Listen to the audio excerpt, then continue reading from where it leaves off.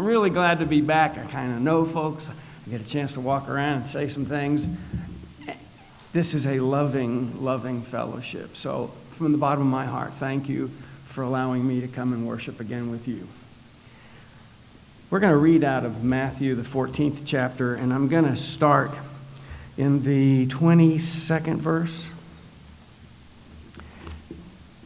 I titled this, How to Walk on Water. Only two people in history have ever walked on water. We're going to read the account of the two people that actually did it. I like jokes, okay? I did hear the story of a group in a small town somewhere in Mississippi.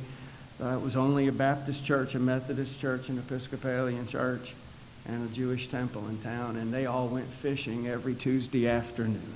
That was a good regular thing. Well, they got a new rabbi at the Jewish temple, and so he got invited to join them and they were out there all afternoon fishing, and eventually the Baptist guy got up and went to shore, I guess, relieve himself, and he came back, walked right across the water. The little rabbi was going, wow. Eventually, the other two pastors both did the same thing, and finally the rabbi said, I've got to go too, and he just went right underwater immediately. And when he came up, and they said, well, the rocks are right over there. So we still only have two that have ever pulled it off. I'm going to tell you the word up front, and then I want you, as I'm sharing this message with you today, I want you to think in terms of this word I'm going to give you. I think the secret to walking on water is thank you. It's being grateful for all that God has given us to where we are so far in our life. I think gratitude is the magic dust. And if you read, as I'm reading this and sharing today, I want you to think in terms of the gratitude points in your life where it got even better. So, with that, let me start. Immediately, Jesus made the disciples get into the boat and go on ahead of him to the other side while he dismissed the crowd. What just happened?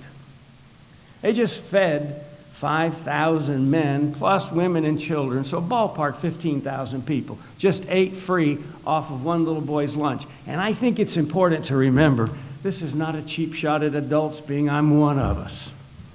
But I'm pretty sure that when the disciples started walking through the crowd going, anybody got anything? That guy with a little something, something in his pocket, he was going, well, that's really all I got. It probably would be only a child who would innocently enough say, well, I've got lunch. I got a little couple of pieces of bread and a couple of little fish. I think others might have kept it in the pocket and got quiet about it, maybe not quite so grateful. But the little boy offered it up. Jesus prayed over it, broke it up, fed 15,000 people until they were full. And there were how many baskets left over? 12. One for each apostle. So everybody that was working for Jesus that day got touched by the miracle and then got the leftovers from the miracle, making sure they get it. Right before that, Lazarus was murdered. Jesus lost a cousin, a very good friend in the ministry. So here's this heartbroken guy that wanted to pray, ended up having to feed this crowd, and then it says he sent them away. Why do you think Jesus sent them away in a boat? They just witnessed this huge miracle. 15,000 people got fed off one little kid's lunchbox. All right? They were part of it. They were the feeders. They were the distributors. They were also eaters. And they were then the collectors of all that was left over. That's too big to just go, wow, did you see that? And move on to the next event. That's so big. You've got to hang with it for a while. You need to meditate.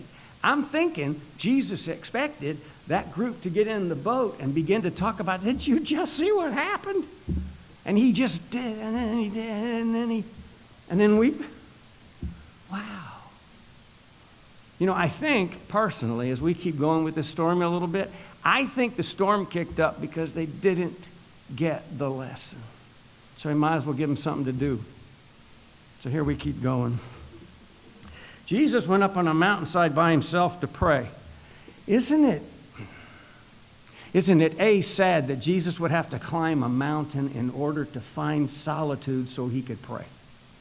Because everybody was always, gimme, can I ask, can you solve this. Everywhere he goes, touch, feel, question, handle. Right? So in order for him to find some peace and quiet, he has to climb a mountain. So I have to ask the rhetorical question, are there times in your lives, I know there's times in mine, when I need to get the heck away from everybody and be by myself so that I can be by myself with God? And I think Jesus is trying to show us right here in the Word that we should be willing to climb a mountain in order to find the privacy so that we could both talk to God and recharge the battery so that we can move forward. So how do you walk on water?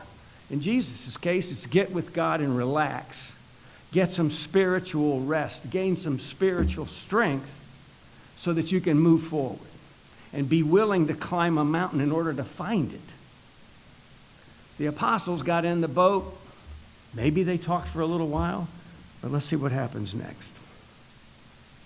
So when evening came, forgive me, it's small print. So during the fourth watch of the night, Jesus went out to them. You know how they told time back then? You knew from 6, 7, 8, 9, 10, 11, 12. 1, 2, 3, 4, 5, 6 were hours. From 6 a.m. until 6 p.m., you knew what hour it was. From 6 p.m. to 6 a.m., they divided the night into 4 watches. Why would you have a watch?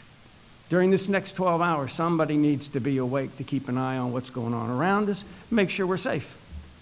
So you're going to take the first watch, you'll take the second watch, I get the third watch, you're going to get the fourth watch. Somebody's going to be awake for 3 hours. So that's how they told time.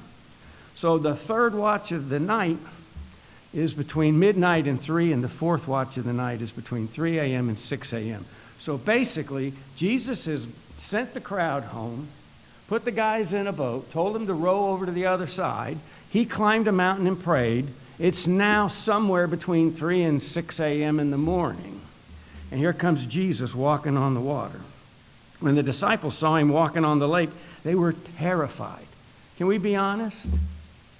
If you were in the middle of a storm rowing a boat and you saw something walking across the lake, would your first guess be Jesus?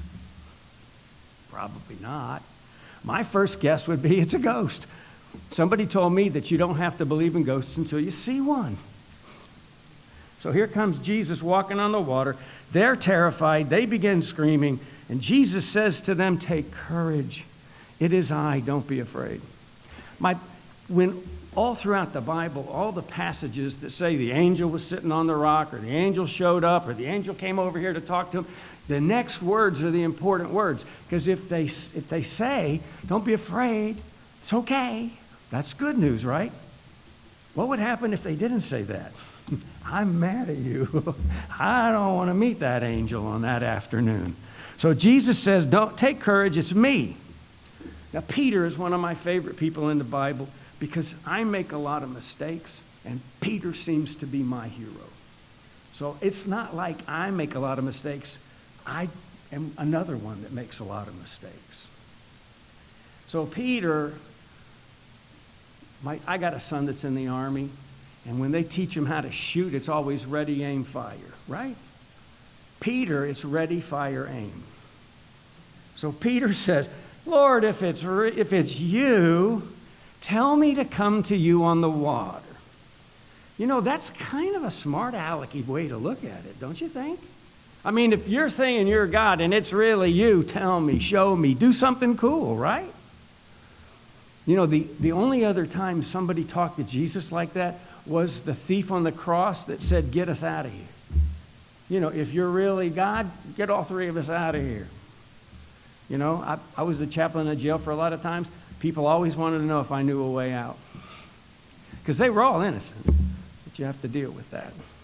So I love Jesus' response because Peter just really kind of cynically said, "Well, if it's you, tell me to come to you on the water." And Jesus said, "Come." I want to pause right here for a moment. I want you to think in terms of the dynamics of what's going on right now. 12 guys rowing in the boat on a storm just saw Jesus walking on water, heard him say, "Relax and be still," heard Peter, this is not the first time, And it won't be the last time that Peter said something smart alecky. And Jesus said, come. What's going through the minds of these 12 men at this moment in time? Peter, I think, and forgive me, Lord, for projecting myself into this story, but I think Peter said, dang, me and my big mouth. I'm fixing to die here. And I think he put one hand on the boat, rolled his eyes, and threw one leg over, thinking this is it. Now, every class I ever went to in high school that talked about bullies and talked about, your mouth and how you can get in trouble and how you should just be honest and say I made a mistake. Men, we fail in this department so miserably. There's not a guy in this room that wouldn't have thrown his leg over the boat and gotten out knowing he's fixing to die, because I got a safe face. If God didn't make women, this planet would already be empty. Because we're not smart enough to keep it going, guys. So as Peter's sitting there going, me and my big mouth, I'm fixing to die, he throws one leg over, and then it touches the water. And it's not going under. So now he can easily throw the second leg over, and now he's bouncing on the water. What would you think if you were bouncing on the water? This is impossible, but it's happening right now. Look at me.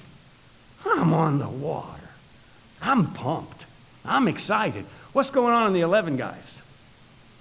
You're always throwing your emotions in front of your mind. Get back in this boat, sit down.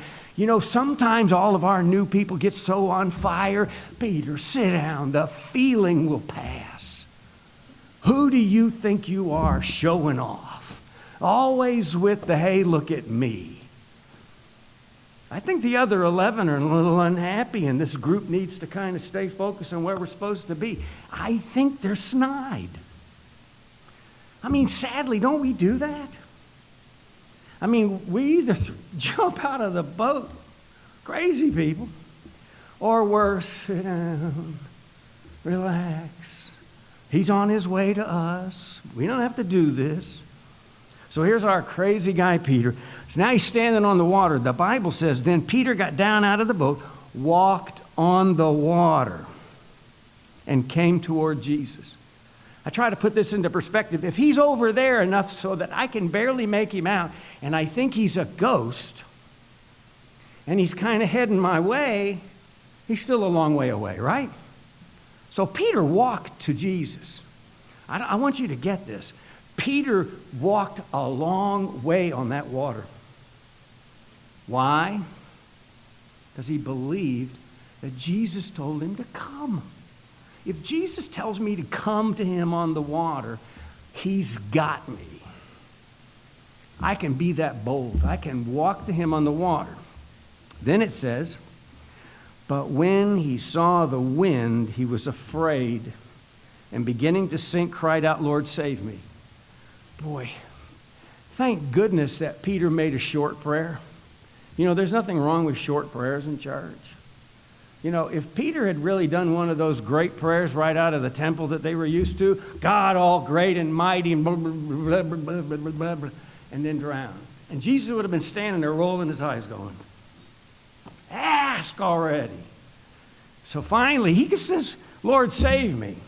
How many of you got kids or grandkids that watch the cartoon show on Saturday mornings called Inspector Gadget? Okay, so I'm going to have to tell you about Gadget and then tell you what happens next. Inspector Gadget, his arm, he could say, go, go, Gadget, arm, go. And the arm would just go over there. The legs could extend. So I think Jesus I'm trying to put it into easy understanding modes. Jesus just reached his arm out. It got long enough that he snatched up Peter and pulled him up and saved him. Instantly. When we are desperate and we really need the Lord and we ask him to save me, he doesn't come up with a long-range plan. We're in a long-range plan, but he first starts by getting the water out of your mouth, and then he begins patching you up and training you, preparing you, and sending you forward. So but what happened to Peter? Why did he sink? I want you to think. I mean, it says in here, he saw the wind and the waves and was afraid. You know, while he was walking to Jesus, he was just seeing Jesus. When we're walking with God, towards God, involved with God, talking actively to God, being engaged with God, we are bulletproof. The issues around us. My Sunday school teacher this morning started talking about Job and how the devil said, well, duh, you hook him up. You give him all that stuff. Of course he loves you. Take his stuff, right? You know, when we take our eyes off the Lord, do you think Job liked his stuff more than he liked God? No. He loved God. That's why the devil was wrong in trying to assume it was about the materialistic stuff. When Peter's looking at Jesus, when you and I are going through whatever the heck we go through in this crazy world, if we're looking at Jesus, that peace that passes all understanding is alive and bubbling in us. But it says he saw the wind and the waves. In order to see the wind and the waves, he had to divert his attention from Jesus. I heard the story about why the clock got here. Somebody went along and made sure they never did it again, and they bought a clock. You know, so I love having that clock staring at me. And while I'm looking at the clock, I know what time it is. If I start to look around, I don't have a watch on today. I don't know what time it is. While he's looking at Jesus, he's full of strength and power. And he's not trying to accomplish anything. All he's trying to do is get to Jesus. And when you and I are just trying to get to Jesus, we're powerful. We're miraculous. But when we start looking at the circumstances and it begins to dawn on me that this is impossible, I've learned in my little time here on earth that when I decide I can't do it, I'm right. That when I decide it's too big for me, I'm right. When I think I'm going to fail, I'm right. When I go negative and I don't believe that it's doable, I am right. Here in this passage, we're finding out that I could walk on water if Jesus told me to, because I can believe in him, I can trust in him, and I know he's going to take care of it. So why look at the waves? But you sink the moment you realize that what you're doing is impossible, because you're right. It is impossible for us, but it's easily possible for us with Jesus. I think, and I told you at the very beginning, I think the magic dust in this whole passage is this following. If Peter had taken a step and went, whoa, this is so cool, thank you. Taken the next step and said, thank you, and kept taking steps and saying, thank you, I believe Peter would have gotten sand between his toes as he made it to the beach. Because if he's looking at Jesus and he's thanking Jesus for this miraculous moment, he'll have the next miraculous moment. And when I'm busy thanking Jesus, I'm not seeing the impossibility of my circumstances. I'm seeing the amazing miraculousness of Jesus Christ. That's how you walk on water. You start off when Christ calls you forward and you thank him for every step and you hit sand. I'll never forget, there's this crazy movie, Burt Reynolds was the star of it. And throughout the entire movie, he's depressed. He's trying to kill himself. He keeps taking big risks, all with the intention of failing, and he keeps succeeding at the big risks. And as we get towards the end of the movie, Burt decides that he's going to swim. So he goes out to the beach in California and starts heading towards Hawaii. And he is swimming and swimming and swimming and swimming. He keeps going farther and farther until he starts to run out of energy. And then he goes under. And he flashes on a scene, his daughter and him playing when she was younger. And as he's sinking, he starts to realize, I can't do this to her. And so he begins reaching for his daughter and swimming up until he finally, and he gets up above the water and he lets out this big blast of air and he goes, God, if you exist, I'm going to give you 80% of everything I own if you'll help me get back to shore. And he begins swimming back to shore. And he starts to go under. And he goes under and he sees his daughter again. And he fights his way to the top. And he says, God, I'm talking 90%. I'll give you 90% of everything I got if you'll get me back to shore. And he keeps going a little further, and this keeps going back and forth. But at one point in time, he started to realize he was getting pretty close to shore. And the rest of the sinkings turned into this. Go down, see his daughter, fight his way back up, blow the air out. God, you've done it so far. As a matter of fact, I don't really think you need any money. So if you'll get me back the rest of the way, I'm talking 40%, God. I will give you 40%. And as he was maybe 100 feet offshore, it got down to 10%. And then he crawled himself out of the ocean. You know, I laughed my head off at that movie, but it kind of puts me into the opposite of Peter at this moment. See, when I'm trying to be in charge of what the outcomes are going to be, and whether I'm acting depressed and quitting and trying to run away, or I'm being a trusting servant of the Lord and trying to put up with whatever the heck I'm going through right now, and trusting the fact that he's going to deliver, that he has a plan and it works, and I don't have to give up what I've got. I don't have anything. You know, I think Peter, for all his open mouth, put in foot disease that he has, Peter wants to love God so much. He outthinks himself. He speaks long before he thinks about it. But the ultimate thing I keep hearing in Peter, which I think we can all relate to, is the fact that I'm not good enough. I don't have enough. I'm not smart enough. I'll never be theologically smart enough. I'll never be spiritually strong enough.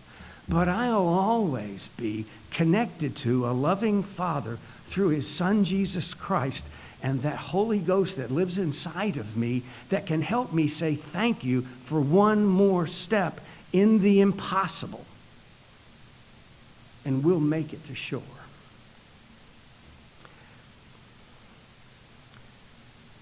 When they climbed back into the boat, the wind died down.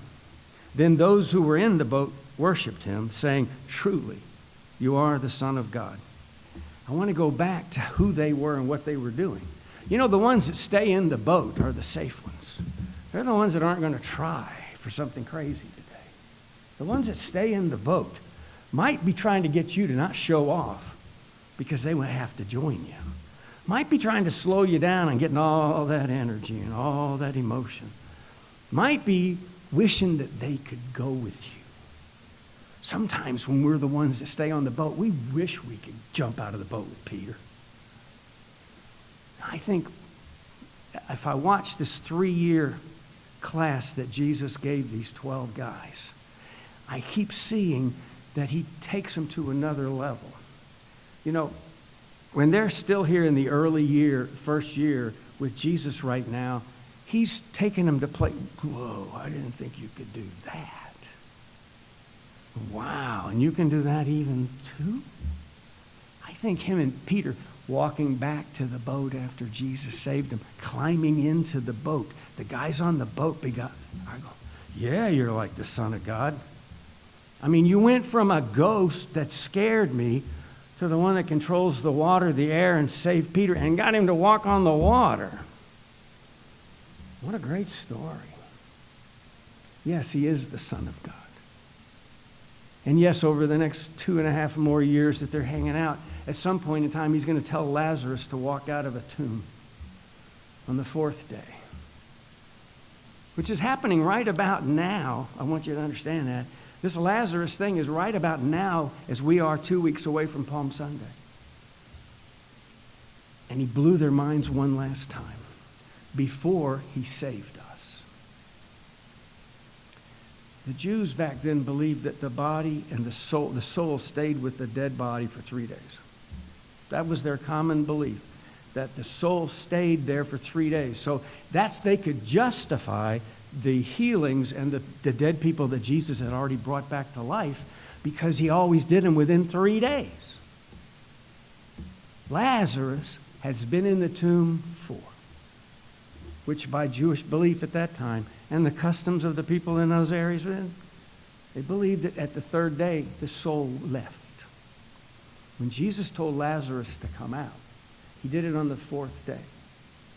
It was kind of the last thing he needed to teach before he let us torture and murder him, so that we would never have to be tortured and murdered by a loving God. And as we prepare for Holy Week, I want you to remember this moment, which is 2.5 years before we got there. They still have a lot to learn. There's still a whole lot of exciting things that are about to happen. And for you and me, we need to say in our hearts, truly, he is the Son of God. Truly, he wants him and I to walk on the waters of our lives. He wants you and me to live miraculous adventures. But the only way we can do that is to say, thank you, Jesus, at each step, so that we'll have the next step. Amen.